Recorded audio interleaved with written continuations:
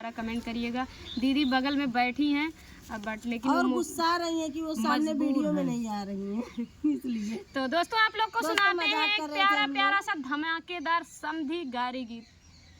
कैसे लगा कमेंट में जरूर बता। जकर यहाँ आटा भाटा आयरी बैरी कांटा हुए चला आवत जाए छोड़ा दिन जाए आवत जाए और सुनाते ही प्यारा सा गारी गारी गीत। मोरे पछवारवा भटवा कई पेड़ावा मोरे पछवा